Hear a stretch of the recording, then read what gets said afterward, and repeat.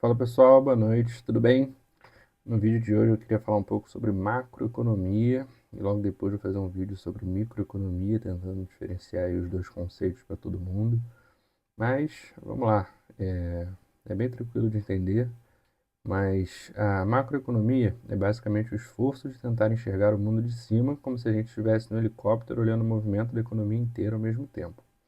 Em vez de focar numa empresa específica, num preço isolado ou numa compra que alguém faz no mercado, a macro pergunta: como tudo isso se junta? Como as decisões de milhões de pessoas formam coisas enormes como inflação, desemprego, crescimento econômico e crises? E por que às vezes tudo vai fluindo bem e de repente parece que o mundo engasga? Quando a gente fala de macro, macro é sinônimo de grande, né?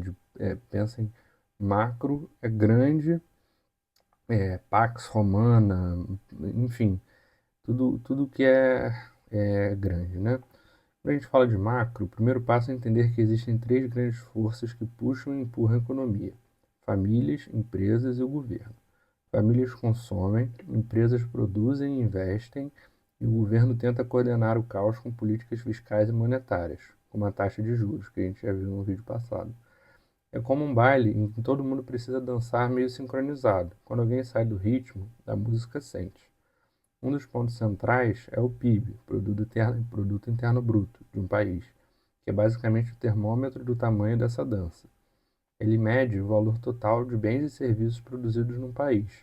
Só que o PIB sozinho não conta tudo. Ele pode estar crescendo enquanto o desemprego continua alto, ou pode subir por um motivo ruim, como quando o governo gasta demais só para estimular artificialmente o movimento, a economia.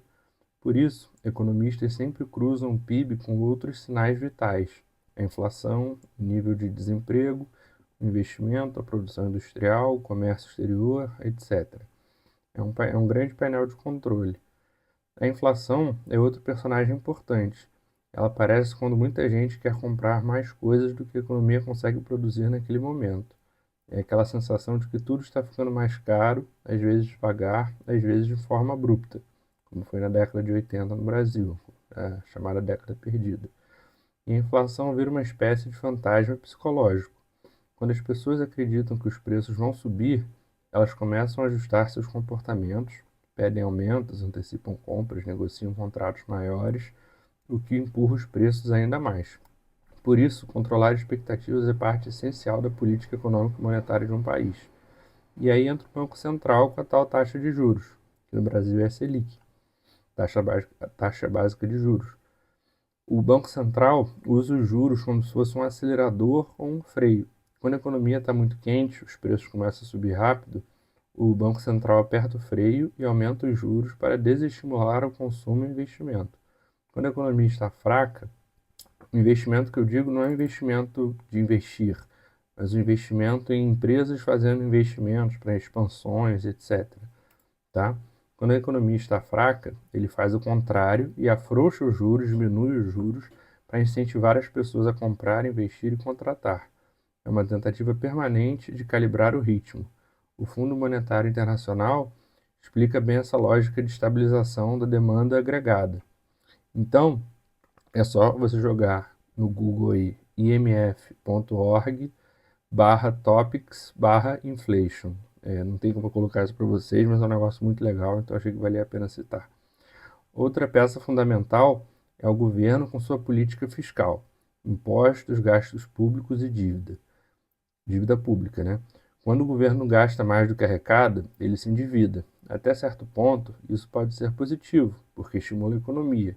Mas quando a dívida cresce demais em relação ao tamanho do país, começam dúvidas sobre capacidade de pagamento, o que eleva juros, reduz confiança e trava o crescimento. Equilíbrio fiscal não é planilha de contador, é parte da dinâmica macro. É como se fosse uma empresa. Uma empresa que está mais alavancada, ela tem menos chance, digamos assim, de honrar as suas obrigações. Então, um país que está mais endividado, o país está com tantos por cento do PIB de dívida, e os juros vão aumentar porque as pessoas vão, da mesma forma que a empresa que está mais endividada vai pagar mais, um rendimento maior, entendeu? É, Pensando de forma, comparando mal e porcamente, Pensa no Banco Master que foi liquidado, mas ali era uma pirâmide financeira, então é um exemplo ruim. Mas a empresa que está em situação pior, né, o Distressed Assets, eles sempre vão ter retornos maiores porque a chance de pagamento é muito menor. E o país é o mesmo racional. Se o país está mais endividado, os juros vão estar maiores para que a sua dívida pública, né, suas notas do Tesouro, seja o Tesouro Direto ou Treasury Bonds nos Estados Unidos, paguem mais, deem mais retorno. É literalmente isso. E tem também o setor externo, que envolve exportações, importações, câmbio, investimentos de fora, etc. Países mais integrados ao comércio mundial dependem muito do que acontece lá fora. Um choque de preço do petróleo, uma crise financeira internacional, uma guerra comercial, tudo isso se espalha. É como jogar uma pedra num lago global, onde ondas chegam em todo mundo. Vale lembrar quando o Lula falou que a crise de 2008 no Brasil foi somente uma marolinha. Essa frase é inesquecível. A macroeconomia também tenta entender ciclos, momentos de expansão seguidos por momentos de contração, fases em que empresas contratam, famílias consomem, investimentos disparam, e fases em que tudo se retrai, o crédito seca, a confiança cai. Esses ciclos existem desde sempre, e não há como eliminá-los completamente. A questão é suavizar as quedas e evitar exageros nas altas. E no fim, a macro é quase uma conversa sobre o comportamento humano em escala gigante. Confiança, medo, expectativas, decisões de consumo, instinto de proteção, ambição, incerteza. Todas essas coisas individuais, quando somadas, viram grandes movimentos econômicos. Por isso que entender macro não é decorar fórmula, é perceber como as peças se encaixam.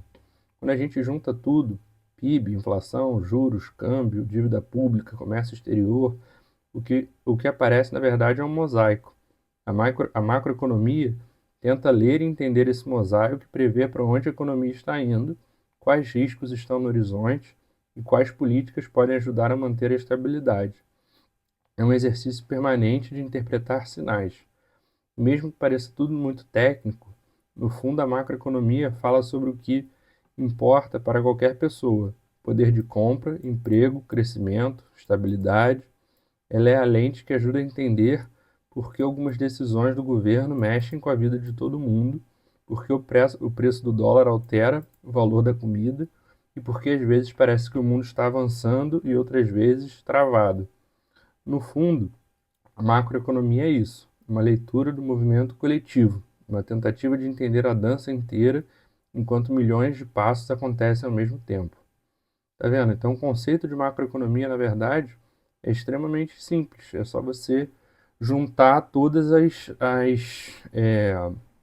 os princípios de tudo, né? Não os princípios, mas o PIB, inflação, juros, câmbio, dívida pública, comércio exterior, olhar de cima e entender a situação macro daquele país, daquela região, por exemplo. Os grandes bancos têm analistas que fazem análises de virtualmente todos os países, todas as regiões, América Latina, Oriente Médio, enfim, etc., da macroeconomia daquele lugar. Então é isso, pessoal. Espero que vocês tenham gostado. Um abraço e até a próxima.